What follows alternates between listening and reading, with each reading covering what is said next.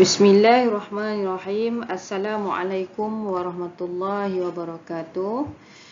Kita bertemu lagi dalam pelajaran hadis tahun 5. Tajuk pelajaran yang keempat, anak-anak boleh tengok di muka surat 27 di buku teks hadis.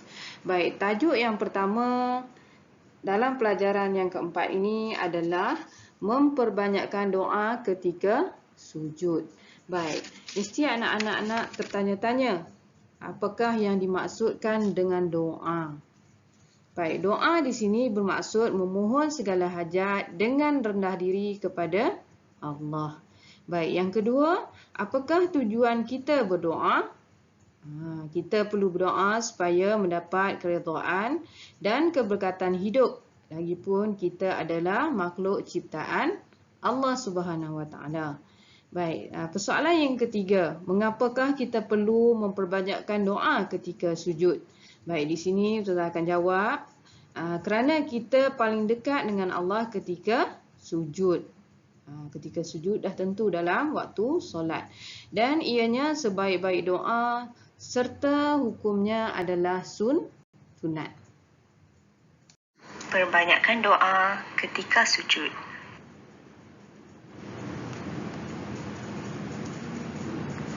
عن أبي هريرة رضي الله عنه أن رسول الله صلى الله عليه وسلم قال أقرب ما يكون العبد من ربه وهو ساجد فأكثر الدعاء رواه مسلم.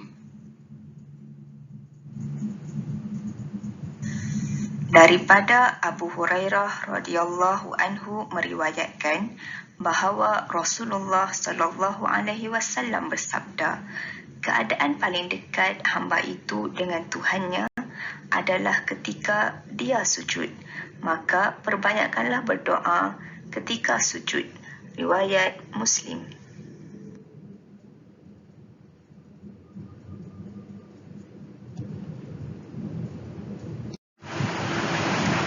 Di slide yang ketiga ini, Tuan akan terangkan kepentingan doa dalam sujud. Baik, kita tengok kepentingan doa dalam sujud yang pertama, iaitu mendekatkan diri kita kepada Allah. Dengan sujud, dengan solat, kita dapat berdoa dan kita dapat mendekatkan diri kita kepada Allah, iaitu solat dengan lebih khusyuk. Baik, yang kedua, menunjukkan kerendahan diri sebagai hamba Allah. Baik, dengan kita sujud, dengan kita rokok, menunjukkan kerendahan diri kita sebagai hamba Allah. Yang ketiga, meyakini Allah Maha mendengar doa hamba-hambanya.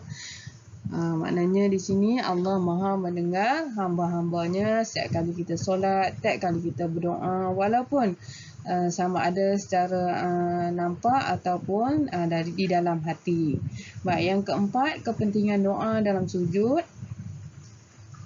menunjuk kesungguhan dalam berdoa. Kadang-kadang kita berdoa di tengah malam sunyi, itu lebih baik. Maknanya 1/3 malam dalam solat sunat tahajud.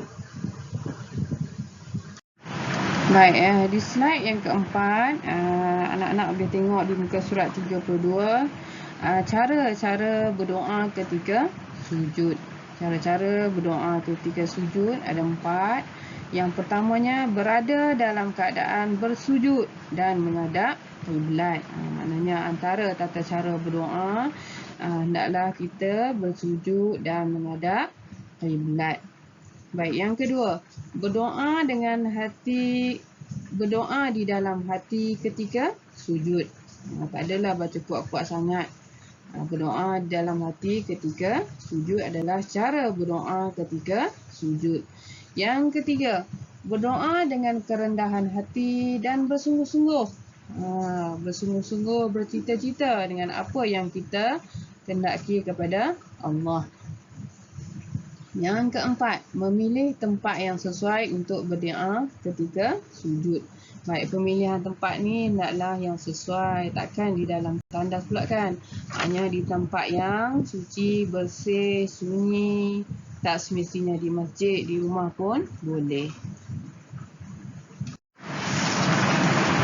Baik, sekarang kita lihat pengajaran daripada hadis yang kita telah belajar dari minggu lepas.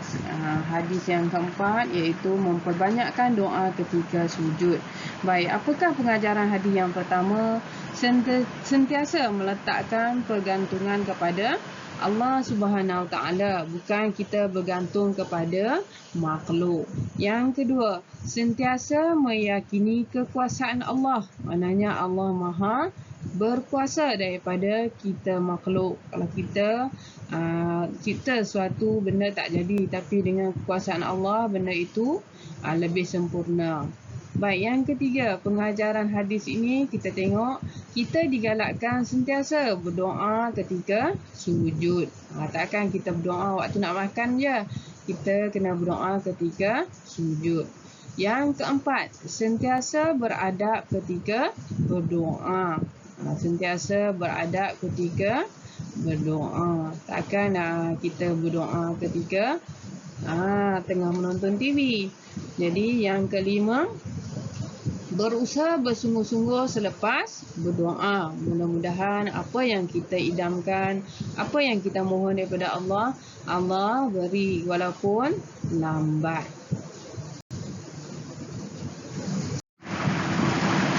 Di slide yang terakhir ini, mari kita bincangkan tindakan berdasarkan situasi A dan B. Yang sebelah kanan situasi A, yang sebelah kiri situasi B. Baik, kita tengok tindakan kita sama ada yang terbaik ataupun yang kurang baik. Jika kita berdoa diterima, tindakan terbaik kita adalah yang pertama, kita mesti sujud syukur sebab Allah menerima segala amal ibadat kita dan permintaan kita ketika berdoa.